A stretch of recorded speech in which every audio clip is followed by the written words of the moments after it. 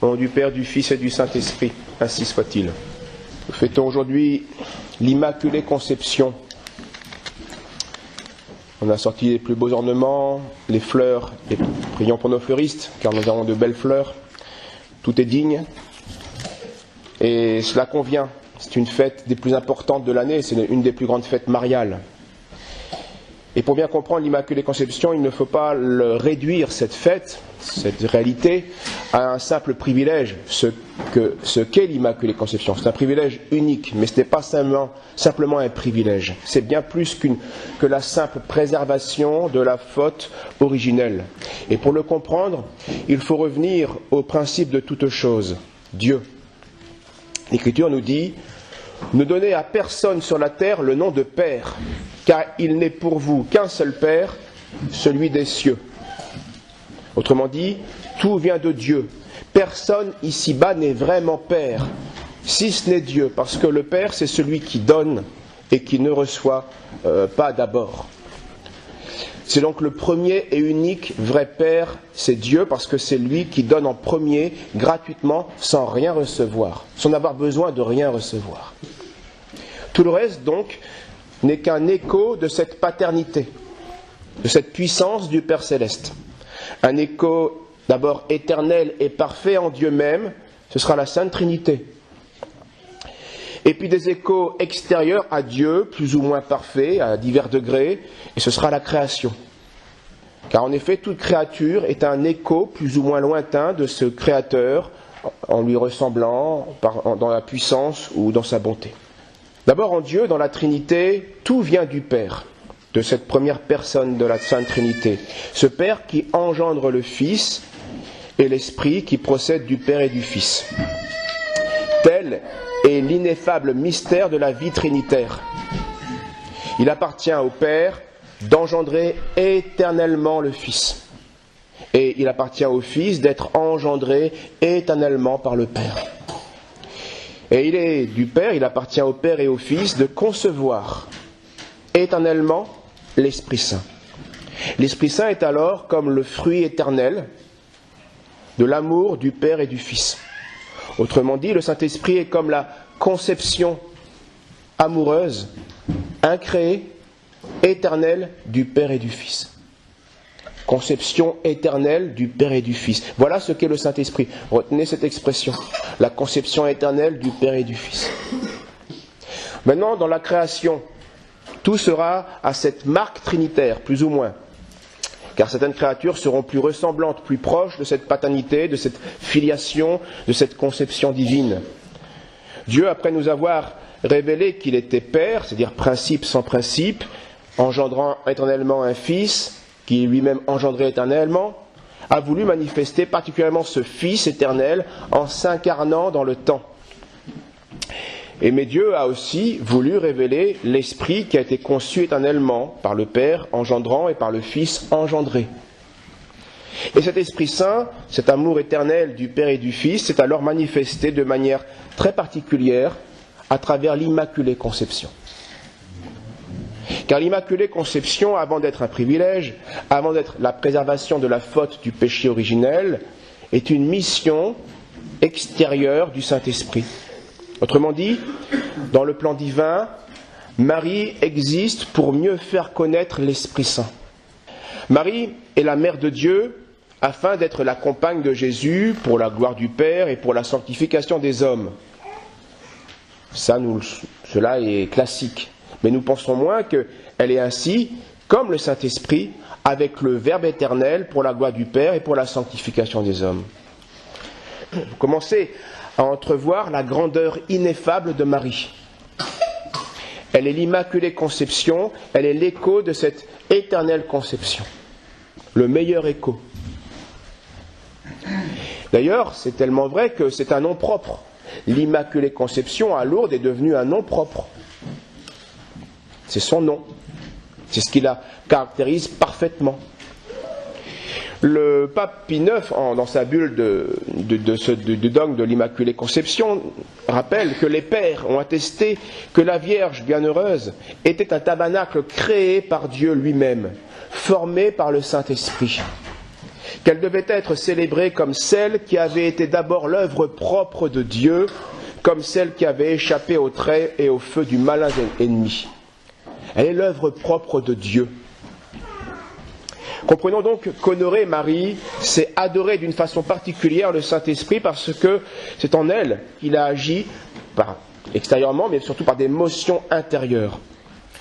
Comprenons que la mission temporelle de Marie correspond à la mission éternelle du Saint-Esprit. Marie, comme le Saint-Esprit, sont plus effacés, moins visibles que Jésus, le Verbe incarné.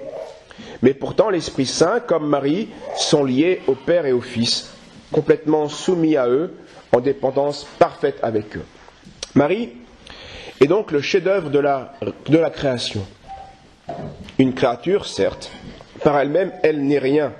Ce qu'elle est, elle l'a reçu de Dieu.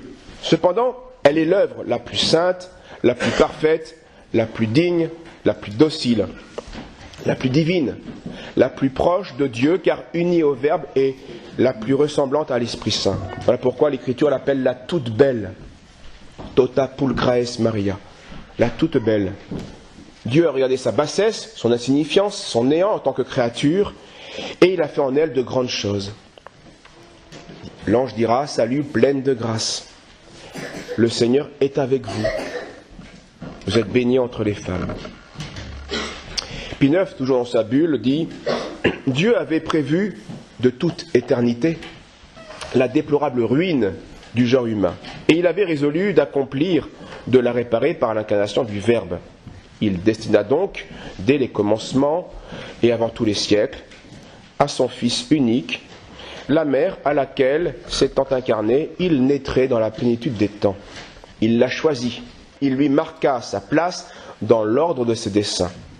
Il l'aima par-dessus toutes les créatures, d'un tel amour de prédilection qu'il mit en elle, d'une manière singulière, toutes ses plus grandes complaisances. » Et cette phrase nous dit bien, elle essaye de décrire ce qui est indescriptible. Amour de prédilection, avant tout commencement, plus que toutes les créatures, d'une manière singulière. Et cette manière fut si singulière que Marie est une sorte d'excroissance humaine du Saint-Esprit. Les mots sont impropres, évidemment. Une image humaine de la bonté divine invisible. L'Immaculée Conception de Marie n'est que la continuité de l'éternelle conception du Saint-Esprit. Elle est si proche de Dieu, elle est si insérée à l'amour de la Sainte Trinité que le Père Maximilien Kolb, à la suite d'un Père, ose dire que la Bienheureuse Vierge Marie, dès le premier moment de son existence, est le complément de la Sainte Trinité. Le Père Kolb dira même que l'on peut affirmer qu'en un certain sens, l'Immaculée Conception est comme l'incarnation du Saint-Esprit. Là encore, c'est une manière impropre de parler, évidemment. C'est-à-dire, il veut dire par là qu'elle manifeste le mieux le Saint-Esprit. En ce sens que la volonté de l'Immaculée fut si étroitement unie à la volonté du Saint-Esprit, qu'il la possédait complètement, et qu'elle en fut le plus pur et le plus parfait reflet visible. Voilà pourquoi, avec le temps, car cela s'est pas fait dès les premiers siècles, il a fallu attendre 5-6 siècles que cela commence, et puis ça s'est perfectionné à partir du 8e, du 10e siècle. Mais en tout cas, voilà comment, en contemplant Marie, l'Église a compris qu'elle pouvait et qu'elle devait lui attribuer ces paroles de l'Écriture sainte que nous venons de lire, celles de la sagesse qui, strictement, ne concerne que le Verbe éternel de Dieu. Mais vu cette compénétration, vu cette intimité, elles conviennent aussi à Marie, à un degré moindre. Yahvé, dit ce texte, le livre des Proverbes, de la sagesse, Yahvé m'a possédé au commencement de ses voies, avant ses œuvres les plus anciennes. J'ai été fondé dès l'éternité, dès le commencement, avant les origines de la terre. Celui qui me trouve a trouvé la vie, et il obtiendra la faveur de Yahvé, etc. Tout cela concerne le Verbe, mais aussi Marie, unie au Verbe, comme excroissance du Saint-Esprit. À aucun moment, la volonté de Marie ne s'est éloignée de la volonté de Dieu. Elle est toujours restée fixée en Dieu, pleine de grâce. Elle est immaculée conception et donc sans tache. Rien ne l'a jamais séparée de la volonté de Dieu. Non pas qu'elle n'aurait pas pu ensuite se séparer de la volonté de Dieu. Adam avait été créé, si on veut aussi, immaculée conception. Donc il y a bien une fidélité et un mérite chez Marie. Rien ne l'a jamais séparée de la volonté de Dieu, en aucune chose. Et elle accepta cette mission qu'on lui confiait. Ça, c'est, pour l'instant, aujourd'hui, on fête son privilège, cette grâce, ses droits, mais il y a aussi les devoirs qu'elle a acceptés qui correspondaient à ses droits. Celle d'être la mission, d'être la mère de Dieu, d'être donc rédemptrice, donc de souffrir, de devenir aussi la reine des martyrs. Parce que la mère de Dieu, accepter de devenir la mère de Dieu, c'est accepter d'être la reine des martyrs, accepter d'être de celle qui souffrira le plus. Non seulement le plus injustement, mais aussi le plus méritoirement. Elle accepta donc cette mission. Elle est pleine du Père et elle est sa fille. Elle est grosse du Fils et elle est aussi l'épouse du nouvel Adam. Elle est le tabernacle vivant du Saint-Esprit. L'Esprit Saint, dit l'Écriture, viendra sur vous et la vertu du Très-Haut vous couvrira de son ombre. C'est pourquoi l'être saint qui naîtra de vous sera appelé Fils de Dieu. Marie donc a reçu en surabondance pour que son surplus déborde sur nous. Je fais mes délices sont d'être avec les enfants des hommes, sa mission aussi, pour que sa plénitude de grâce soit la source de nos propres grâces. Dieu nous a donné Marie comme une échelle, dit le Père Kolb. Marie étant la liaison dans une chaîne de salut. D'abord Dieu le Père, puis Dieu le Fils, Dieu le Saint-Esprit, et puis l'Immaculée Conception qui fait ce lien ensuite avec les restes de tous les saints et les anges, puis nous. L'Immaculée Conception est donc la connexion entre le ciel et la terre. Créature humaine la plus unie à l'amour incréé. Encore, Pie IX, dans sa bulle, dit que la Mère de Dieu immaculée est seule devenue tout entière le domicile et le sanctuaire de toutes les grâces de l'Esprit Saint. Elle est, à l'exception de Dieu seul, supérieure à tous les êtres, plus belle, plus noble, plus sainte par sa grâce native que les chérubins eux-mêmes, au-dessus des anges. Alors comme notre mère, nous devons nous aussi aimer Dieu, certainement pas au même degré, mais en tout cas à la même ressemblance. C'est-à-dire, nous devons reconnaître pour principe Dieu, reconnaître notre néant, car Marie était néant, était créature, et elle vient toute cette grandeur indescriptible qui dépasse l'entendement, est un don de Dieu. Dieu est au principe de tout chez l'Immaculée Conception. Et nous aussi, il nous faut reconnaître cela. Et ensuite, pour s'unir à lui et revenir à lui, si jamais nous en étions éloignés. Comme elle, nous devons être un écho divin. Alors, certainement moins fort, moins parfait, mais un écho quand même, quelque chose d'audible, quelque chose qui rappelle bien la source, Dieu. Comprenons aussi que plus on honore Marie, plus on rend hommage à la perfection divine qui est en elle. Et donc, plus on honore Marie, plus on honore Dieu qui est la source de tous ses dons. Nous devons enfin reconnaître, nous aussi, donc, que l'on vient de Dieu, que l'on reçoit tout de lui, dans l'être comme dans l'agir. Par la grâce, l'Esprit Saint, vous le savez, ce n'est pas seulement un privilège de Marie, même si ça a été fait de manière splendide uniquement en Marie, mais par l'Esprit Saint, Dieu habite en nous, dans notre âme, comme dans un temple. L'Écriture nous le dit très explicitement. Et la conclusion de cela, la conséquence de cela, c'est Saint Paul qui le dit plusieurs fois, si vous vivez selon la chair, vous mourrez. Mais si, par l'Esprit, vous faites mourir les œuvres du corps, vous vivrez. Car tous ceux qui sont conduits par l'Esprit de Dieu sont fils de Dieu. Vous n'avez point reçu un esprit de servitude pour être dans la crainte, mais vous avez reçu un esprit d'adoption qui vous fait crier « Père ». On revient à la source, au principe, au Père. Marie, donc, est l'écho humain le plus parfait de cela. Nous autres, nous sommes des échos, nous devons être des échos qui seront imparfaits. Mais, je vous le répète, soyons au moins un écho, certes, peut-être faible, mais en tout cas audible. Salut, salut, salut, salut. Bon, ça, c'est un écho qu'on perçoit. Toujours moins fort, mais on perçoit le mot. Salut. Mais si on entendait lu, u, c'est inaudible. C'est quoi ça, ce charabia? C'est inaudible. On ne comprend plus la source. Il n'y a plus rien qui rappelle la source. Il faut être un écho audible de notre Père. Alors pour être un écho digne de Dieu, il faut bien imiter Jésus et l'Immaculée.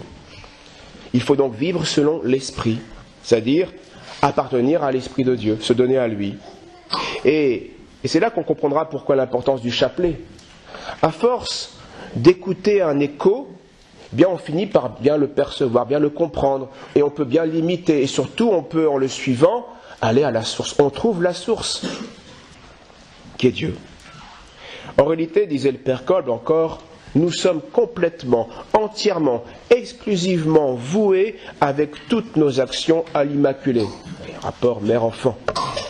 Et en elle, et par elle, complètement, entièrement et exclusivement à Jésus. Et en lui, et par lui, complètement, entièrement et exclusivement à notre Père du ciel.